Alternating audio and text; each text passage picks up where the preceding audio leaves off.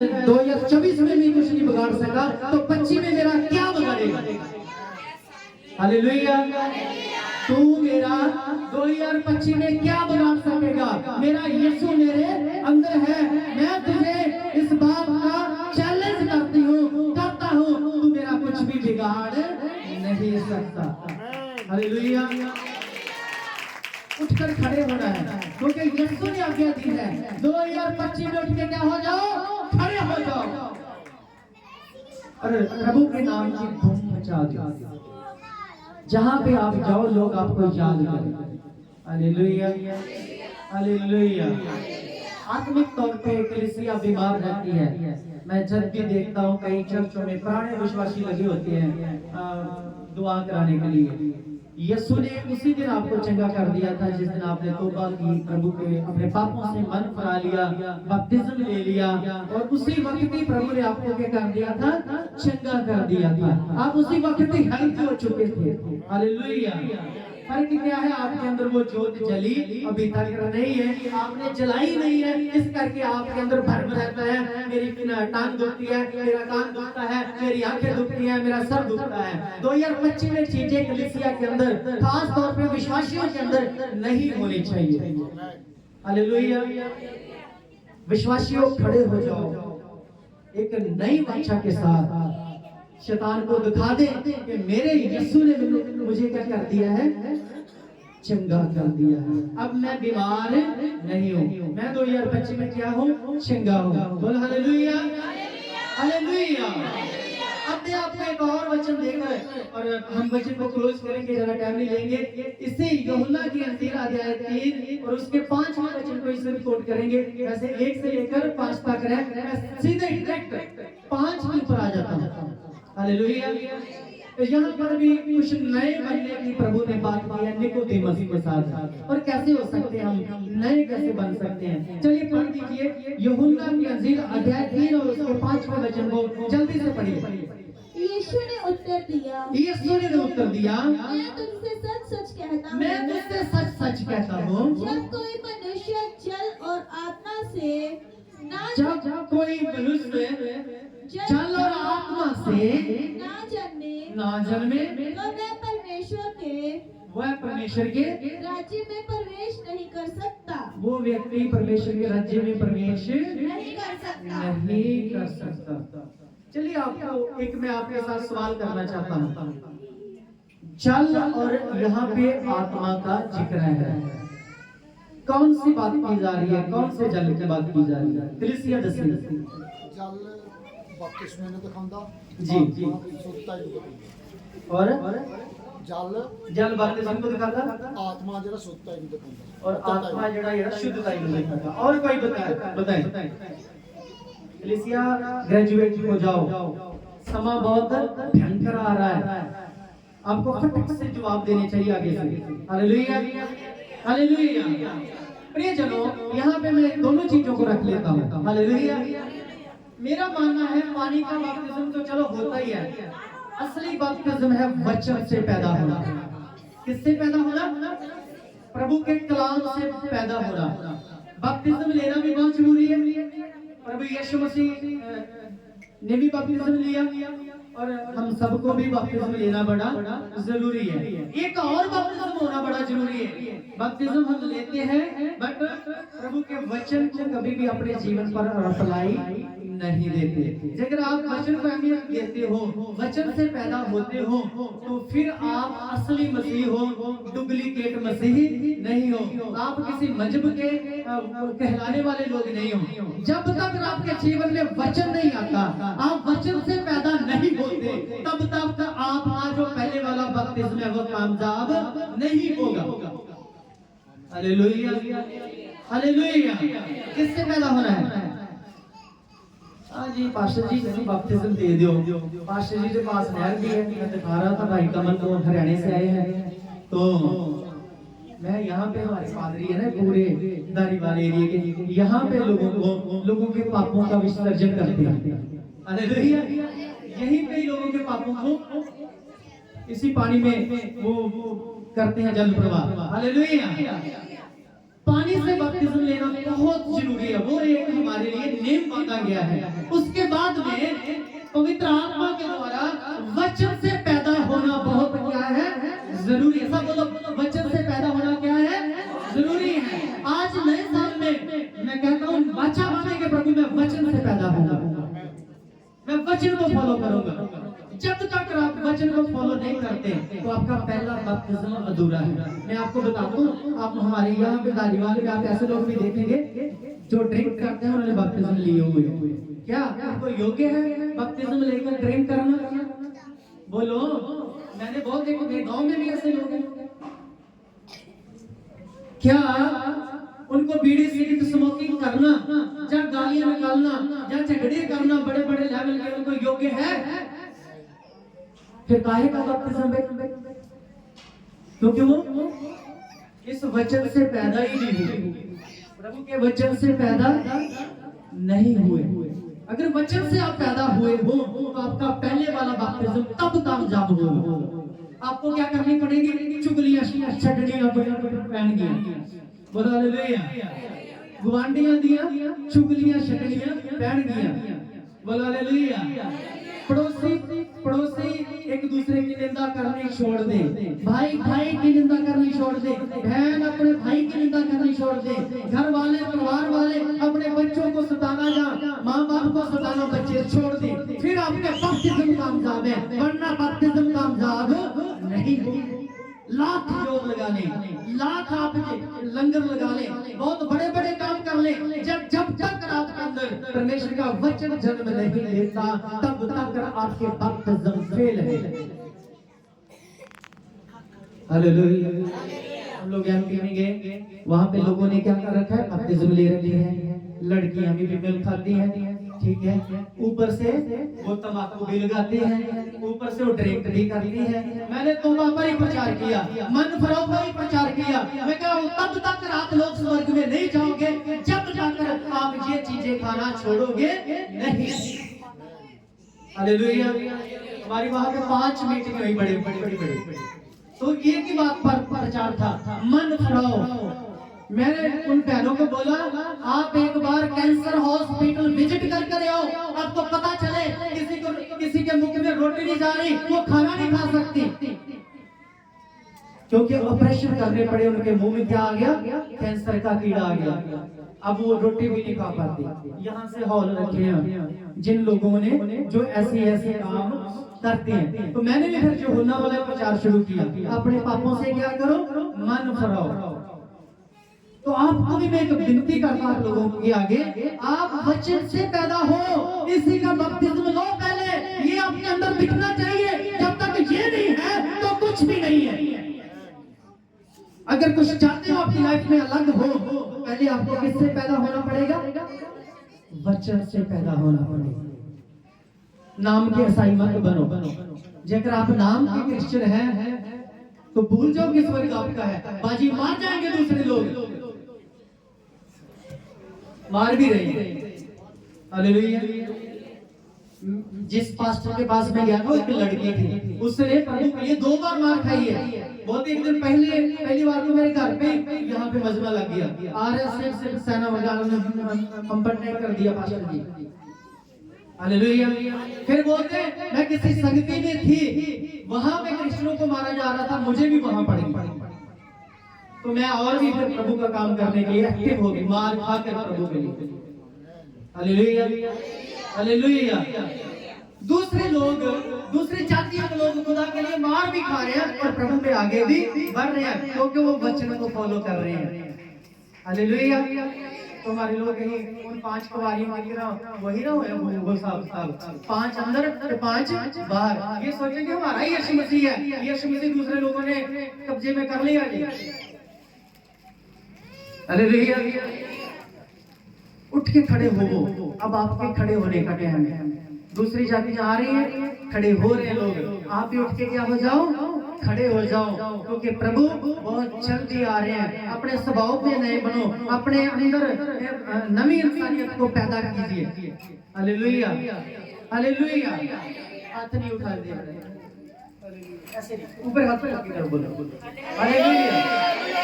आपको पता है ये भाषा कौन सी है, कहाँ से आई है?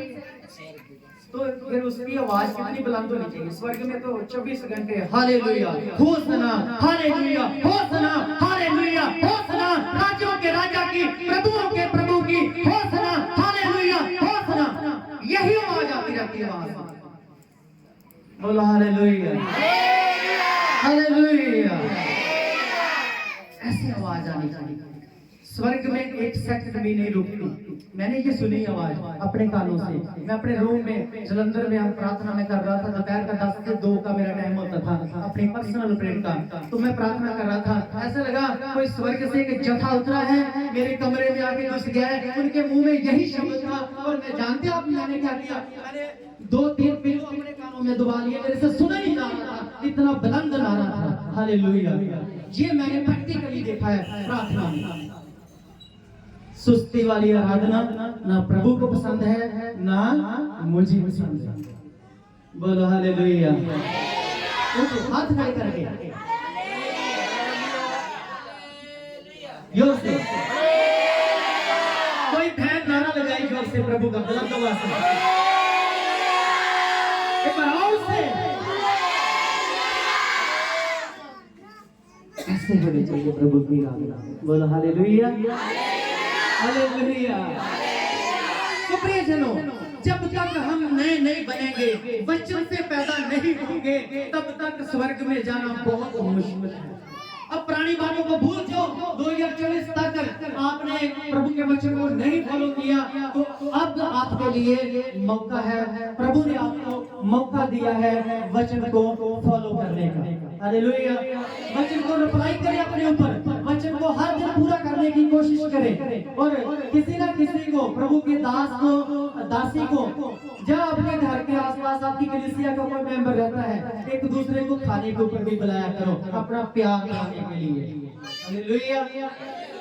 ऐसा करोगे तो आप लोगों के रिश्ते मजबूत होंगे, कलीसिया आपस में कांटेक्ट रहेंगे, मजबूत रहेंगे। हालेलुया। ऐसा करना चाहिए या नहीं करना चाहिए? अगर कहीं खाना खाते को विश्वासी आ जाए ना, तो प्लेटें उठा के इधर रख लेते, भाई उसको भी पार कर दिया करो। ये सौभाग्य की बात है कि वो आपके घर में आया है। उसको सुला ही नहीं मारते, सुला मार कर देखो, परमेश्वर आपके हर तरह की आशीष आपको देगा। Hallelujah hallelujah. सो मैंने जो आपको लास्ट आज में बताया है, किससे पैदा होना है? प्रभु के वचन से पैदा होना है। जब आप वचन से पैदा होंगे ना, तो आपके पास्टर का जो समय है बहुत ज्यादा बच जाएगा। आप कभी कभी अपने पास्टरों को बहुत तंग करते हो, उसका पास्टरी आधी रात को भी हो जाती है प्रॉब्लम। मुझे कोई दुष्ट आत्मा देखी है पास्टर जी, और उसने मेरा गला दबा दिया है, मैंने ऐसा सपना देख लिया है, ऐसा हो रहा था। जब आप वचन को फॉलो करेंगे तो बुरे सपने आने बंद हो जाएंगे, आप फायर बन जाओगे, आप आग बन जाओगे। जब वचन को अपने ऊपर अप्लाई करोगे तो आपके पास्टर को भी साह आएगा और ज्यादा अपने घर बैठ के प्रार्थना करेगा। नहीं तो सारा दिन उसका तो फूलों के ऊपर ही निकल जाता है। Hallelujah hallelujah. वचन को रिप्लाई देकर देखें, प्रभु आपको नए तो नए गिफ्ट देगा, वरदान देगा। मैंने पिछले साल में एक बाइबल को क्लोज किया है, मैंने उसको पढ़कर रख दिया है, मैंने नई बाइबल रख ली है। अब इस साल में मैंने प्रभु से वादा किया कि मैं इस साल में इसको क्या करूंगा, पढ़ूंगा। और जैसे जैसे बाइबल में पढ़ता जाता हूँ, वैसे वैसे ही स्वर्गदूत मेरे कॉन्टैक्ट में आते जाते हैं। बोला हालेलुया। मैं अपने दूतों को जो मेरे साथ रहते हैं उनको मैं देख सकता हूँ। ये खुदा ने बाइबल पढ़ने से मुझे दिया है। जितनी आप बाइबल को कोट करोगे, जितना आप बाइबल को पढ़ोगे, जितना आप इसे डेली रीड करोगे, आपका प्रेम यहोवा परमेश्वर के साथ बढ़ जाएगा, आपकी मोहब्बत इस वचन से बढ़ जाएगी। पिता पुत्र पवित्र आत्मा वहां पे आपके ऊपर रहना शुरू कर देंगे, आपके साथ चलना शुरू कर देंगे। बोला हालेलुया। मैं एक वचन नहीं पढ़ता, एक पेज नहीं पढ़ता हूँ, मैं जब भी पढ़ता हूँ कम से कम 15 पेज, कम से कम 20 पेज पढ़ने होते हैं मैंने, और मुझे पता चल जाता है कहाँ पर कैसी चीजें लिखी हुई है। और जितना मैंने इसको पढ़ा है, मेरे साथ स्वर्गदूतों की संग होना शुरू हो गया। प्रभु ने मुझे बताया जब मैं बाइबल नहीं पढ़ता था तो मेरे वरदानों में फर्क था, मेरे गिफ्ट्स में फर्क था। जब मैंने इसको पढ़ना शुरू किया तो फर्स्ट टाइम पर मैं रांची में था, झारखंड में। मुझे वहां पे प्रभु ने बड़ा चूज किया। तो एक कमरा खुला नहीं था कई सालों से, उसमें मौतें हुई थी। तो उन्होंने बोला कि ये कमरा आज भाई साहब को खोल के देना है। अरे भैया हमारा कमरा क्या हो जाएगा? उनको डर लगता था, वहां से उनको अजीब तरह की आवाजें आती थी। पर वो कमरा जब खुला, मैं उसमें एंट्री मैंने की। मैंने उनको बोला मेरा जो बिस्तर है वो नीचे लगा देना, मैं बेड पर नहीं सोऊंगा। हालेलुया। मैं उठकर बैठा 12 बजे के बाद प्रार्थना में, तो एकदम आकाश खुल गया। तो फर्स्ट टाइम पर मेरे पास वो स्वर्ग से सफेद बादल में आ रहा। उसने मुझे एक ही बात कही, तू मेरा प्रचारक रहेगा, मेरा फर्स्ट आगमन आने। बोलो हालेलुया। इस बात को जान लो आप कि यीशु मसीह बहुत जल्दी आ रहे हैं। जब मेरे जैसे व्यक्ति को, एक नॉर्मल व्यक्ति को प्रभु ये बात बोल रहा है कि मेरा फर्स्ट आगमन निकट है, तू मेरा प्रचारक रहेगा, तो समझ लो यीशु मसीह बहुत जल्द आ रहा है। जाग जाओ। ये बात मैंने सोए हुए नहीं देखी, बस प्रार्थना कर रहा था, तो सीधा संपर्क बन गया। बोलो हालेलुया। हालेलुया। एक दिन मैं अपने घर में, मैं बाइबल नहीं पढ़ पाया, तो स्वर्गदूत मेरे पास आया। उसने मुझे एक वचन पढ़कर सुनाया। वो सब प्रभु के दास लोग जानते हैं, आप भी जानते हैं। प्रकाशित वाक्य अध्याय 1 उसका 3रा वचन। जब प्रभु के दूत ने मेरे साथ उस वचन को कोट किया, उसमें वहां लिखा हुआ है कि धन्य है वो व्यक्ति जो गमवार की वाणियों को क्या करता है, पढ़ता है, और धन्य है वो जो सुनता है, और धन्य है वो जो इस पर अमल करता है। और क्यों जो समान निकट है। और मुझे ये बात सुनाकर ना समान निकट है, हो सकता मैं ढीला पड़ रहा हूँ, कहीं पर प्रभु के वादे पर शक किया हो तो दूध को आना पड़ा। तो जैसे ही उसने ये बात मेरे से बोली, तो मैंने अपने जितने भाई पास्टरों की टीम है काम कर रही है, तो मैंने उन सबको बुलाया, उनके साथ मीटिंग की कि भाई प्रभु के दास मेरे ऊपर ऐसा भेद प्रकट हुआ है और हमें तेजना लानी पड़ेगी अपनी मिनिस्ट्री में, हमें और भी प्रभु का काम तेज करना पड़ेगा, क्योंकि समय क्या पहुंचा है, निकट आ पहुंचा है। अब सोने का समय नहीं है, अब जागने का समय है। बोलो हालेलुया। ये तब होने लगा जब मैंने बाइबल को ज्यादा टाइम दिया, प्रभु के वचन को ज्यादा पढ़ना शुरू किया। बोलो हालेलुया। आप भी वचन को पढ़े, आपके ऊपर भी भेद प्रकट होंगे, स्वर्गदूत आपको रास्ता दिखाएंगे, स्वर्गदूत आपके साथ रहेंगे, प्रभु आपके ऊपर कृपा करता रहेगा, वक्त वक्त पर आपकी सहायता भेजता रहेगा। हालेलुया। नए साल में नए हो जाओ। हालेलुया। बोलो यीशु आने वाला है, यीशु आने वाला है। हमें अपने निर्णय लेने की जरूरत है प्रियजन, हमें नए होने की क्या है जरूरत है। अब मैं अलग अलग स्टेटों में जाके प्रभु का काम कर रहा हूँ। मैं एक स्टेट में गया है, पता नहीं आगे कौन कौन से स्टेटों में प्रभु ले जाने वाले हैं। हमारी नागपुर में मीटिंग होने वाली है। आगे मुझे कॉल आई है, जो हमारी सेक्रेटरी बनाया हमने एक लड़की को उस स्टेट में, मध्य प्रदेश में, तो वो बोल रहे थे पास्टर जी आपके मतलब हैदराबाद में भी कुछ पादरी लोग आपको बुलाना चाहते हैं। बोला हालेलुया। मुझे प्रभु ने कलीसिया को वेर करने के लिए रखा है, तकड़ा करने के लिए रखा है कि मैं कलीसिया को जाकर उनके अंदर जो कमियां हैं उनको दिखा सकूं, तो वो उन कमियों को फॉलो करें और प्रभु में जीवित हो जाएं। बोलो हालेलुया। हालेलुया। हमें जीवित होना है, अब पहले जैसे नहीं रहना। हमने सब गुस्से गिले छोड़कर आगे बढ़ना है, क्योंकि यीशु बहुत जल्दी आने वाले हैं। आज का वचन आपको समझ लग गया? देखो बच्चे को कितना समझ लग गया। हालेलुया। हालेलुया। क्योंकि प्रभु बच्चों से भी महिमा कराते हैं।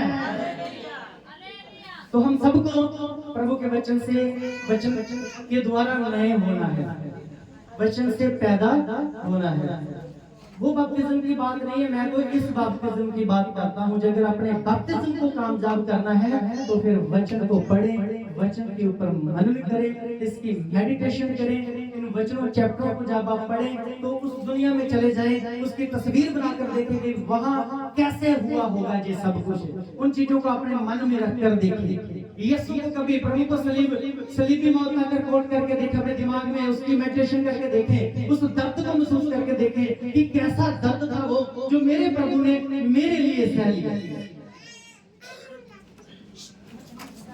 आप लोगों के लिए तो पता है जीवन की जो स्लीप की कथा है जीवन है। बहुत सारे लोग हैं हमारे प्रभु का इस पर भी मजाक उड़ा रहे हैं। उनको दिखा दो कि मेरा यीशु मसीह कोई कमजोर परमेश्वर नहीं था, जो उसके 4-4 दिन के मुर्दे आवाज सुनते थे, उसके कहने से तूफान थम जाते थे, तो उसे कोई भी मार नहीं सकता था। प्रभु यीशु मसीह की अपनी मर्जी थी कि वो अपनी जान हमारे लिए दे और वापस फिर उसको प्राप्त करे। हालेलुया। अब रुकना नहीं है, झुकना नहीं है, डरना नहीं है, और वचन को फॉलो करते रहना है। प्रियजनों, किन किन को आज का वचन समझा गया? कुछ आप खड़े करें, वचन को अहमियत देकर देखिए। खुदा आपको भी इज्जत उतनी देगी। खुदा इन वचनों पर बरकत दे। प्रभु के लोग बोलेंगे आमीन, आमीन। आगे का समय हम प्रभु के दास के हाथ में देते हैं। जैसे चलते हालेलुया, हालेलुया। सब खुश है?